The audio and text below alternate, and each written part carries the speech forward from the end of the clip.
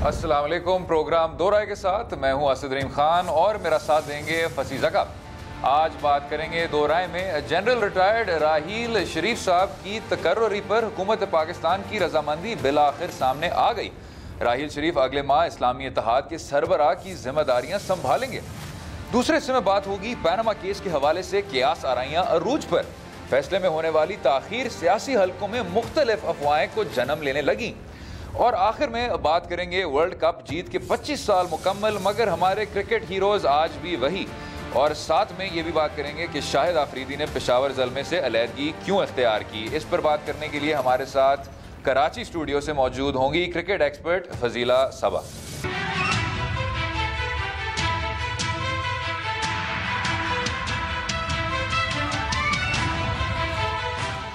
अच्छा फसी भाई, जब आपको याद होगा पिछले नवंबर तो एक तबका था जो कह रहा था कि जी एक्सटेंशनों की बात हो रही है और साजिशों की बात हो रही है और क्या कुछ नहीं होगा, लेकिन फिर आखिरकार सिपाही-ए-सलार राहील शरीफ साहब घर चले गए। उनकी रिटायरमेंट बिल्कुल उसी वक्त हुई जो ना कियानी साहब के साथ हुआ था ना मुशर्रफ साहब के साथ हुआ था। लेकिन अब हमें नज़र आ रहा है कि वो एक इस्लामी इत्तेहाद की सरबराही को मंजूर करने जा रहे हैं और अगर रियासत पाकिस्तान के मकासद शायद मुख्तलिफ भी हों, उन्होंने NOC फराहम कर दी है और ये अब होने वाला है। तो ये क्या राय रख रहे हैं आप? मेरे ख्याल में एक तो ये कोई ख़ास न्यूज़ नहीं है, सबको पता था कि ये होने वाला है।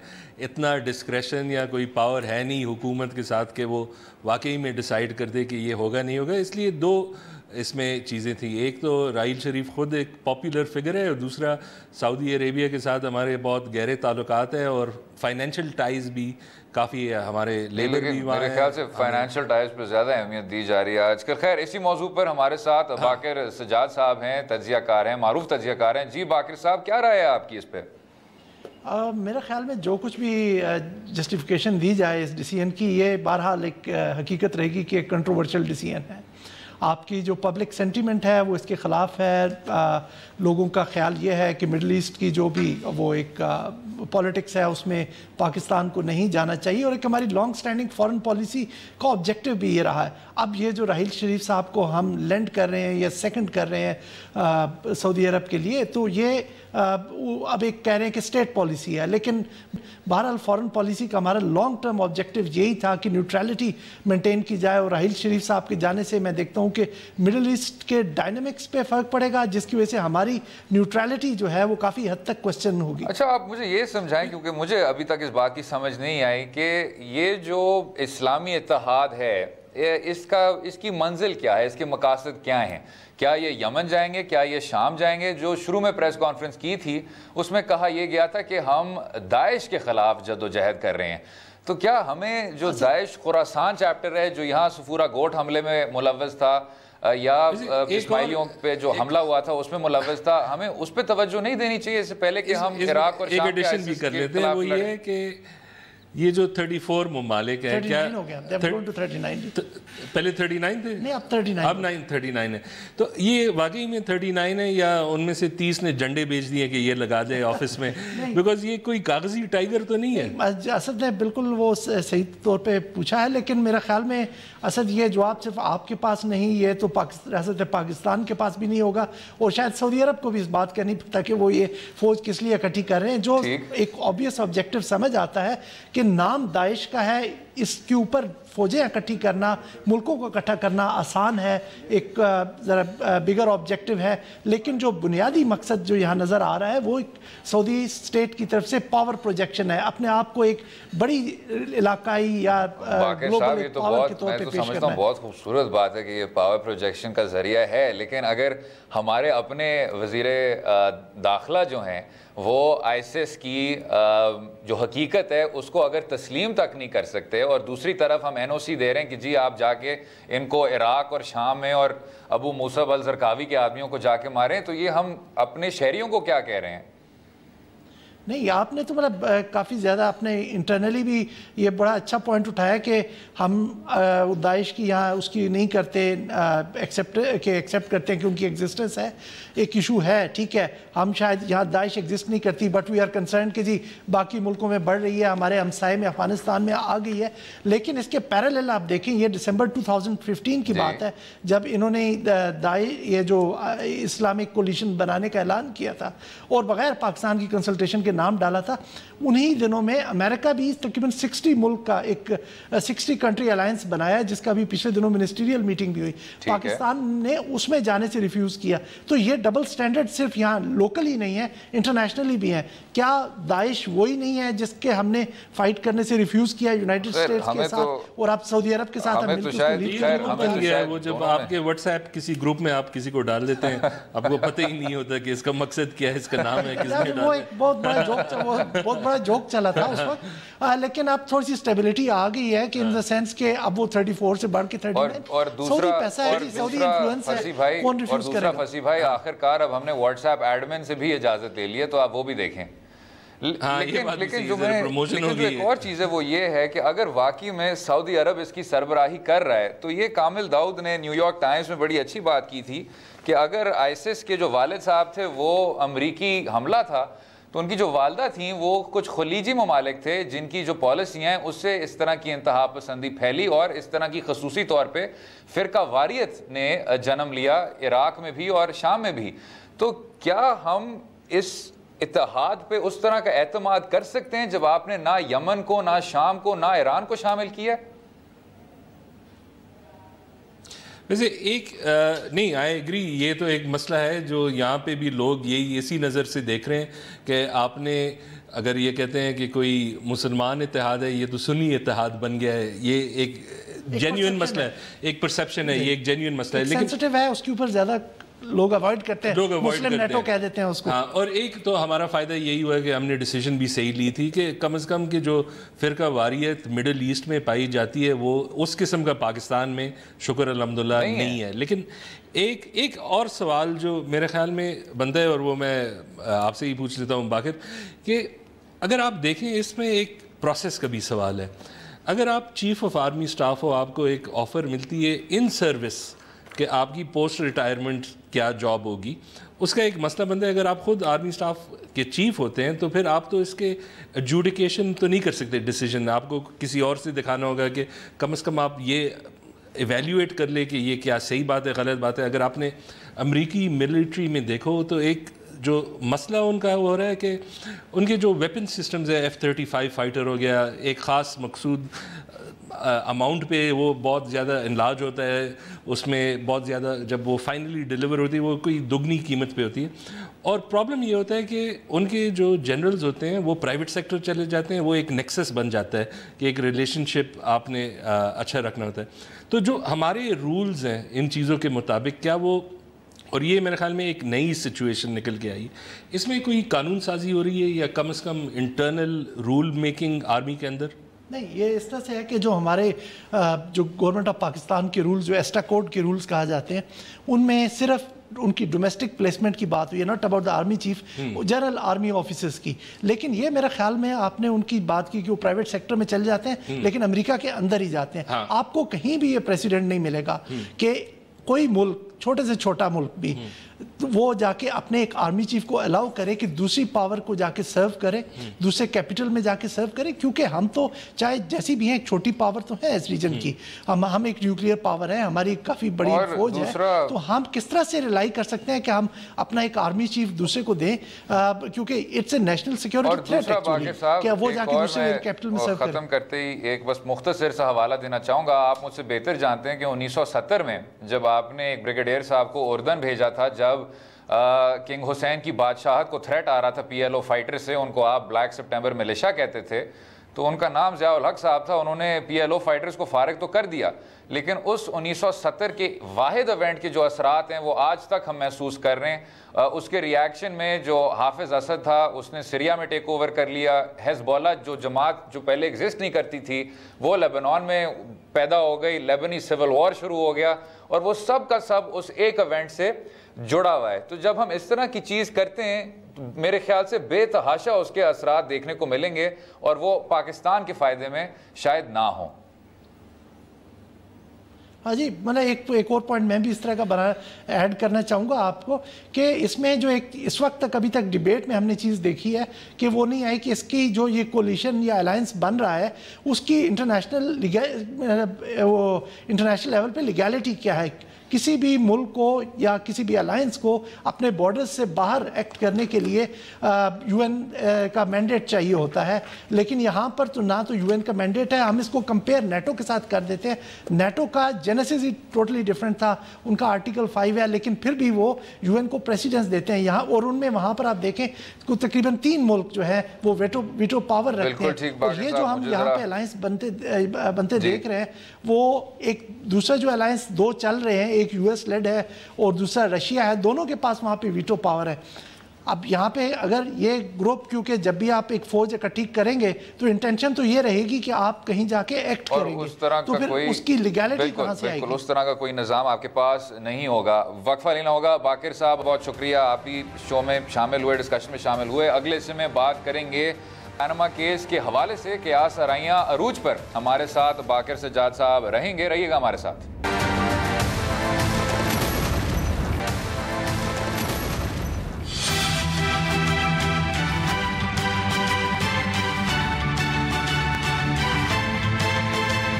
Welcome back to Do Raaye. Panama case کے حوالے سے سیاسی حلقوں میں مختلف افواہیں دیکھنے کو ملی.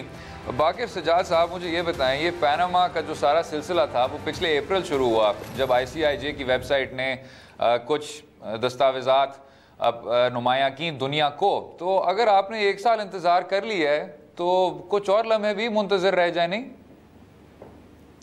نہیں، لیکن میرا خیال میں ایک تو اس کا جو سپریم کورٹ نے جو تک وہ جب گیا اس پہ کافی ٹائم کنزیوم ہو گیا.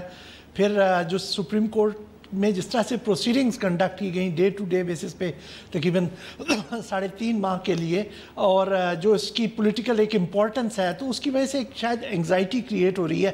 اور دوسرا آپ دیکھیں نا کہ بہت سی پولیٹیکل پارٹیز نے اپنا فیوچر کورس آف ایکشن اسی پہ بیس کر کے مطلب اس پہ کانٹیجنٹ کر دیا ہے کہ جو فیصلہ آئے گا اس کے مطابق ہم نے کرنا ہے. عمران خان صاحب نے تو چند دن پہلے یہ طرف اندیا بھی دیا تھا کہ ہم اپنا لائے عمل پاناما کا ڈیسیژن آنے کے بعد کریں گے. تو چونکہ اس کا بہت بڑا ایک ہسٹورک ڈیسیژن ہوگا، جیسے ججز نے بھی اپنے کومنٹ میں کہا تھا کہ یہ تقریباً 20 سال تک اس کا امپیکٹ جائے گا، تو میرا خیال میں they should be given time. لیکن قوم میں آپ کو پتہ ہے کہ زیادہ وہ لیکن میں وہی کہوں گا، آپ نے بالکل درست بات کی کہ ان تمام سیاسی جماعتوں کا مستقبل اس فیصلے سے کچھ حد تک جڑا ہوا ہے، لیکن اس کا یہ تو نہیں مطلب کہ آپ بے چینی کا بار بار اظہار کرتے رہیں جس طرح اب ہمیں دیکھنے کو مل رہا ہے.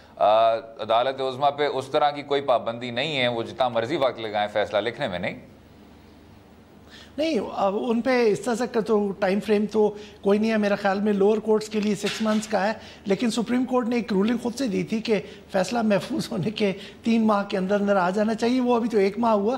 وہ بات آپ کی ٹھیک ہے کہ اضطراب اتنا نہیں دکھانا چاہیے جیسا کہ PTI یا پچھلے دنوں میں، کیونکہ PTI تھنکس کہ وہ اس سے بینیفٹ کریں گے اس کیس سے، اس لیے شاید ان کا اضطراب بڑھتا جا رہا ہے. اور لوگ یہ دیکھنا چاہ رہے ہیں کہ اس کیس کا آؤٹ کم کیا ہوگا. آپ 3 ماہ تک ایک چیز کو اپنے پروسیڈنگز کو اپنے سامنے دیکھتے رہے تو پھر آپ میں کیوروسٹی بڑھ جاتی ہے کہ یہ کس طرف جا کے بیٹھے گا. ایک نیچرل سا ہیومن فیکٹر ہے. ویسے باقی بھائی آپ نے وہ رپورٹنگ بہت کی ہے، آپ نے دیکھا ہوگا، آپ نے بہت سے کیسز بھی دیکھے ہوں گے. کیا اس کیس پہ یہ جو جس لیول پہ ہم اسپیکولیشن کرتے ہیں، اس پہ بات کرتے ہیں، یہ ذرا زیادہ ہے یا ہمیشہ سے ایسے ہی ہوتا ہے؟ کیونکہ اس کا آپ دیکھیں کہ بہت کم اتنے ہائی پروفائل کیسز آتے ہیں اور اتنے لمبے کے عرصے کے لیے آتے ہیں. جو پولیٹیشنز کی کرپشن کی بات ہوتی تھی اس پہ تو اتنا زیادہ کبھی بھی اس ہائی لیول پہ جا کے شاید انویسٹیگیشن تو نہیں کہہ سکتے کہ ان کو چیلنج کیا گیا یا ان کو پروزیکیوٹ کیا گیا. تو یہ اس طرح سے میں نے سب کے سامنے پہلی دفعہ ایک رولنگ فیملی کے اوپر ایلیگیشنز لگے، ان کے بارے میں جا کے وہاں پر بحث و مباحثہ ہو رہا ہے.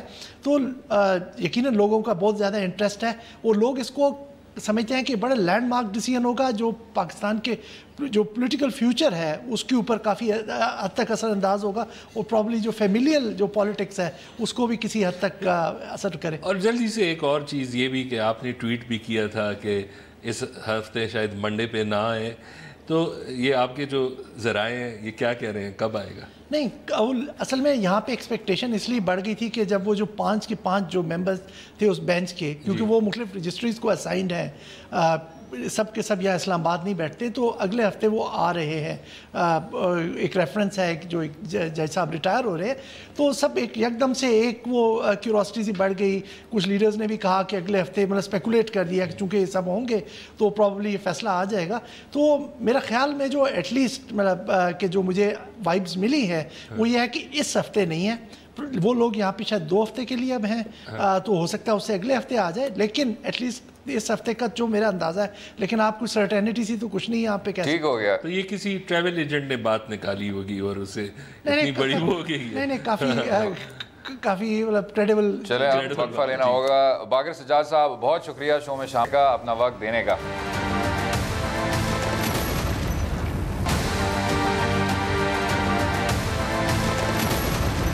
ویلکم بیک ٹو دو رائے۔ بات ہو رہی تھی پیناما کیس کے حوالے سے، مختلف افواہیں دیکھنے کو ملی، سیاسی حلقوں میں خصوصی طور پہ مختلف افواہیں دیکھنے کو ملی۔ تو فیصل بھائی آپ یہ بتا دیں کہ کس منٹ اور کس سیکنڈ یہ فیصلہ اناؤنس ہو جائے گا تاکہ ہم لوگوں کو بالکل سرٹنٹی سے بتا سکیں۔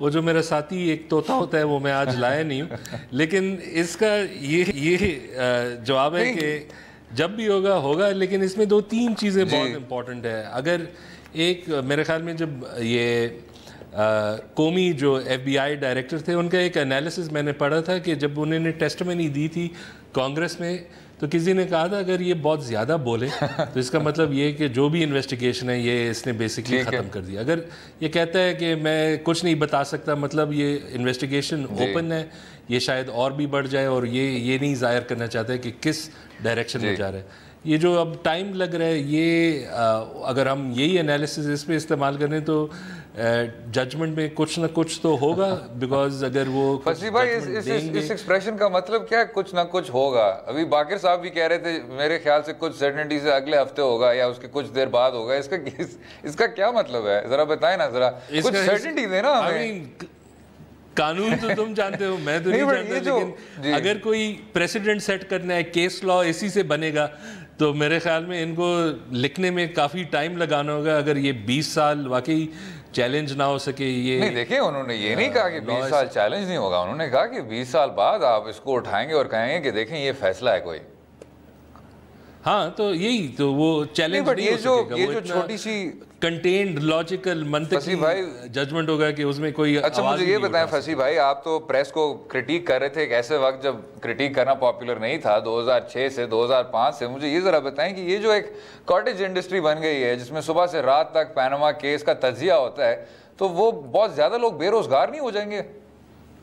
ویسے بہت مسئلہ ہوگا، لیکن ایک پیناما کیس اگر آپ دیکھتے ہیں یہ کیوں اتنا مقبول ہو گیا، ایک وہی چیز ہے جو باقر صاحب بات کر رہے تھے، لیکن ایک یہ بھی ہے کہ اس میں ایک انسرٹنٹی، ایک قسم کی انسٹیبلٹی تو آ جائے گی، اس لیے ہمارے جو پولیٹیکل پارٹیز ہیں یہ کافی ویک ہے۔ اگر آپ دیکھیں جو کم از کم PMLN کے کیس میں کوئی سکسیشن آپ کو آئیڈینٹیفائڈ نہیں ہے، اس میں کون آئے گا، اس میں پارٹی میں کیا ٹینشنز ہوں گے۔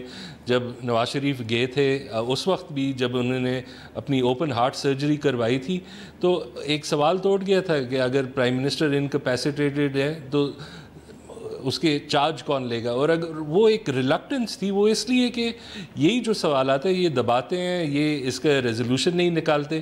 اگر یہ ایڈورس ججمنٹ ہو تو صرف یہ تو نہیں ہے، حکومت تو چلتی رہے گی، لیکن یہی بات سکسیشن کی جب آپ دیکھتے ہیں کہ 2-3 فیکشنز ہیں پارٹی کے اندر، اگر وہ ذرا ابھر کے نکل کے آئیں، وہ ڈیمانڈ ذرا زیادہ بنائیں، تو میرے خیال میں یہ ایک ریزن ہے کہ یہ اتنا امپورٹنٹ۔ اور میرے خیال سے کافی حیرت ہوتی ہے فصیح بھائی، آپ نے یہ جو مینشن کیا سکسیشن پلان کا، کہ اگر آپ باقی بھی سیاسی جماعتوں کو دیکھیں تو جو شاید تھوڑا بہت آپ کو انٹرنل جمہوری میکنزم نظر آتا ہے وہ صرف اور صرف جماعت اسلامی میں ہے۔ ہاں جمعیت کا بہتر ہے، وہ کم از کم اس لحاظ سے جو ہیریڈیٹری پالیٹکس ہے اس سے تو بچا ہوا ہے، اور آپ تنقید کر سکتے ہیں نہیں، اور آپ تنقید یہ بھی کر سکتے ہیں کہ منور حسن صاحبان جیسے سربراہ بھی ملتے ہیں پھر آپ کی جماعت کو بائی پاپولر ڈیمانڈ، تو وہ تو چانس ان کو وہ تو ایک रॉ चांस उनको मिला है और सिराज उसी को अब संभाल रहा है कि जो कुछ उन्होंने किया था उनको अब जरा आगे लेके आए, एक but to come back to ये जो आपने पहली बात की मुझे काफ़ी दिलचस्प लगी। आपने हमारी तारीख में देखा है कि जब मसला पेचीदा होता है और स्पेसिफिकली अदालत उज़्मा के हवाले से, तो जो आपका फैसला होता है वो भी तवील होता है। जिस तरह आपने देखा जुल्फ़िकार अली भुट्टो साहब का जो मर्डर केस था उसमें फ़ैसला इंतहाई तवील था, कुछ देर बाद उसकी अनाउंसमेंट हुई थी। फिर आपने अभी मोर रिसेंटली आपने देखा होगा 21वीं तरमीम, जब बात ये हो रही थी कि क्या आपकी फ़ौजी अदालतें आईनी हैं कि नहीं, तो वो 900 सफ़ों का फ़ैसला था जिसमें मेरे ख्याल से कोई 8 या 9 फ़र्क एडिशनल नोट्स थे और डिसेंटिंग नोट्स थे। तो ये मेरे ख्याल से हर केस की पेचीदगी के साथ साथ आपको उस तरह का फ़ैसला भी देखने को मिलता है। बेचैनी का इजहार नहीं करना चाहिए, क्योंकि जब हमारी सियासी जमातें कहती हैं कि हाय हम उसका इंतज़ार कर रहे हैं और लोग जो हैं हमारे वो मायूस हो जाएंगे, आप आहिस्ता आहिस्ता से दबे हुए अल्फाज के ज़रिए अपना भी तासुब फैला रहे होते हैं।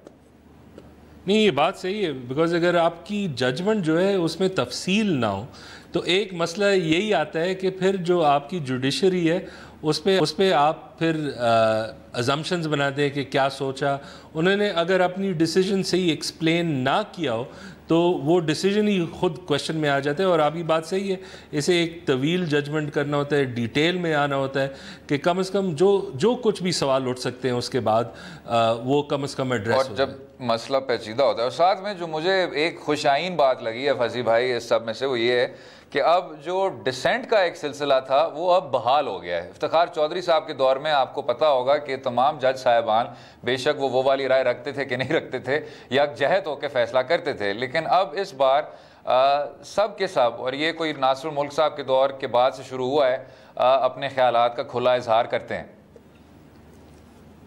नहीं, बिल्कुल। और इसका एक फ़ायदा भी है कि कम से कम जब आप देखते हैं कि कानून के मल्टीपल इंटरप्रिटेशंस क्या हैं, आपको फिर एक अंदाज़ा भी हो जाता है कि कानून साजी में क्या कमी है, क्या आगे निकलने जाना है इसका।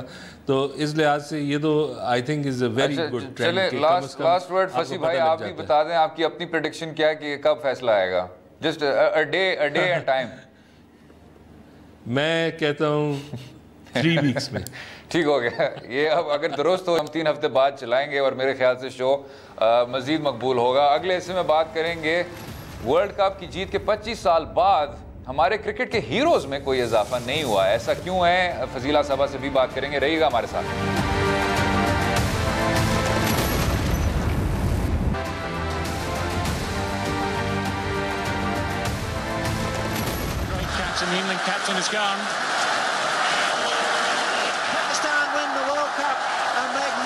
performance in front of 87. Oh, miss pass gone for it's in the air.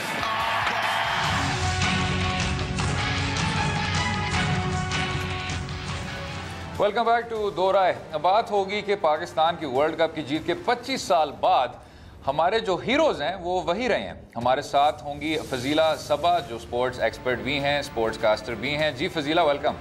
Thank you so much Asad and hope we will discuss some goods about cricket. Ji absolutely. वैसे फजीला, अगर जावेद अफरीदी की अभी प्रायोरिटीज़ देखें तो बड़ा ये नहीं होगा कि शायद अफरीदी को ज़ल्मी से कबूल करवाए?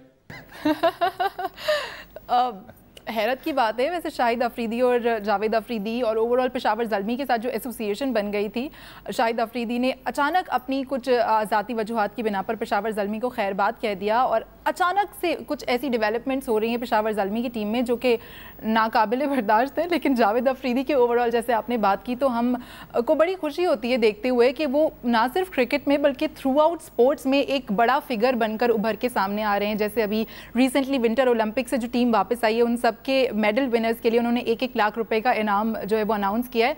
सो जावेद अफरीदी। लेकिन फजीला, ये मकसद क्या था शाहिद अफरीदी का छोड़ना पेशावर ज़ल्मी को, और वो भी जिस तरह आपने कहा अचानक से? اسد کافی پہلے سے یہ رپورٹس چل رہی تھیں. انفیکٹ جب PSL سیزن 2 شروع ہونے والا تھا تو اس سے پہلے یہ سرگوشیاں شروع ہو گئی تھیں کہ شاہد افریدی شاید اس سال کسی اور فرنچائز کی نمائندگی کریں گے, جس کو بعد میں شاہد افریدی نے خود ڈینائی کر دیا تھا. لیکن یہ سرگوشیاں کافی عرصے سے میڈیا میں جنم لے رہی تھیں کہ کچھ اختلافات ضرور ہیں شاہد افریدی اور جاوید افریدی کے درمیان with in the Peshawar Zalmi team, and وہ کچھ ڈیسیجن میکنگز میں کہہ لیں, کچھ دیگر مسئلے مسائل میں کہہ لیں. اور پھر کچھ سورسز یہ بھی کہہ رہی ہیں کہ جب شاہد افریدی کی انجری ہوئی تھی, ہینڈ انجری, تو اس کے بعد بھی انہوں نے خواہش کا اظہار کیا تھا کہ وہ PSL کا فائنل کھیلنا چاہتے ہیں, تو اس ڈیسیجن کے اوپر بھی تھوڑے سے مسئلے مسائل ہوئے تھے. یہ کچھ سورسز نے یہ بھی ریویل کیا ہے کہ شاہد افریدی وہ فائنل کھیلنا چاہتے تھے لیکن وہ نہیں کھیل سکے. تو کچھ نہ کچھ ضرور ہے کہ شاہد افریدی جب کوئی ڈیسیجن لیتے ہیں تو کوئی بہت ہی معاملے کی پیچیدگیوں کو جا کر سوچ سمجھ کر لیتے ہیں. تو now Shahid Afridi has made a decision, so there is some differences between Shahid and Javed, and which is why now Shahid Afridi will be representing another team. لیکن اس طرح سے ٹویٹر کے تھرو اناؤنس کرنا, اس کے اوپر جاوید افریدی کا کوئی ریاکشن سامنے نہ آنا, you think some thing is cooking over there. PSL میں بھی انہوں نے ایک آخری میچ مانگا تھا.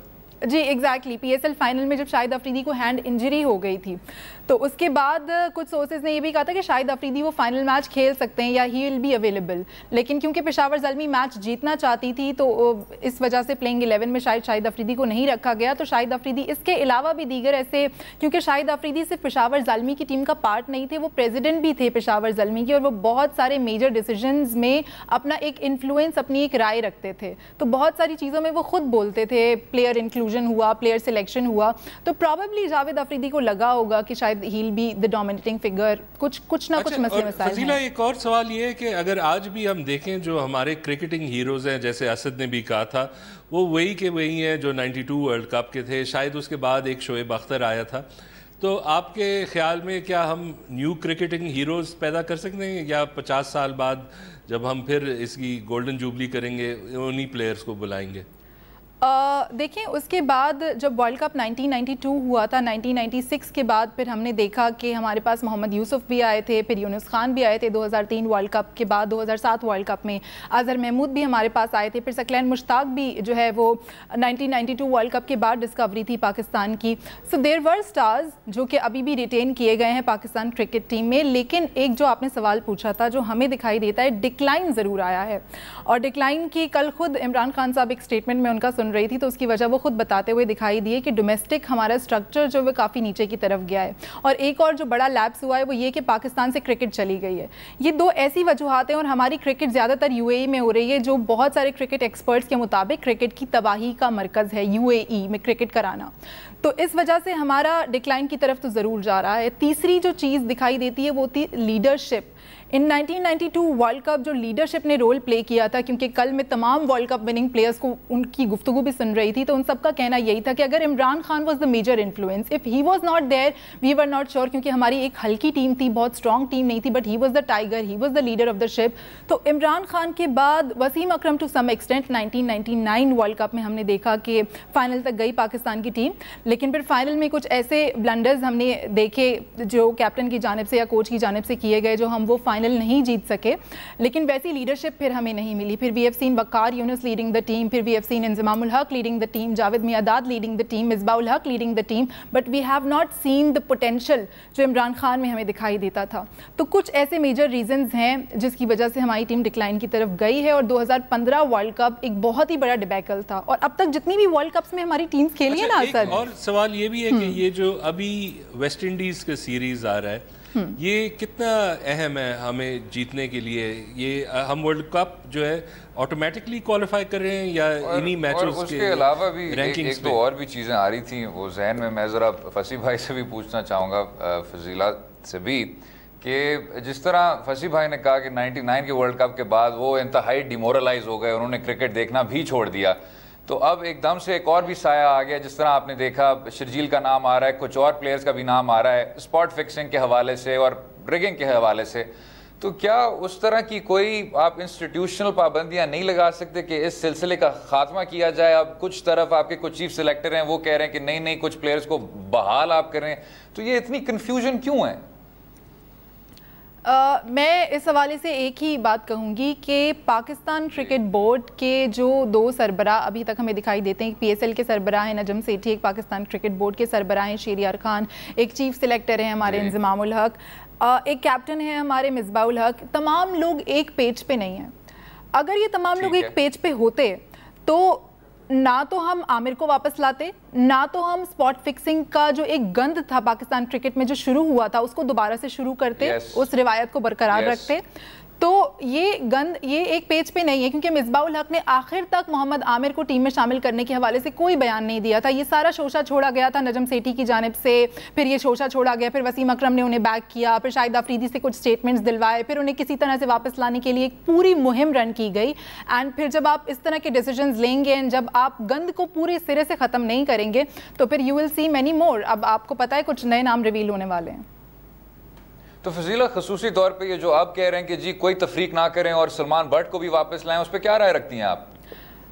دیکھیں اب تو یہ ایک سلسلہ شروع ہو چکا ہے. اب اگر آپ سلمان بٹ کو واپس نہیں لائیں گے تو آپ زیادتی کریں گے ان کے ساتھ، کیونکہ سلمان بٹ پرفارم کر رہا ہے. سلمان بٹ ڈومیسٹک کرکٹ کا ابھی تک لیڈنگ رن سکورر ہے کچھ فارمیٹس میں، فرسٹ کلاس میں بھی نمبر 3 رہا ہے، T20 میں بھی لیڈ کیا ہے انہوں نے. تو اگر آپ محمد عامر کو واپس لے آئیں، آپ نے ایک ڈیسیجن لے لیا ہے، تو پھر آپ کو سلمان بٹ کو واپس لانا آپ ایک غلطی کر چکے ہیں مگر اب آپ کو دوسری غلطی کرنی پڑے گی. آپ کو سلمان بٹ کو واپس لانا پڑے گا، کیونکہ اب ساری سپورٹ میڈیا کے سلمان بٹ کے ساتھ ہے.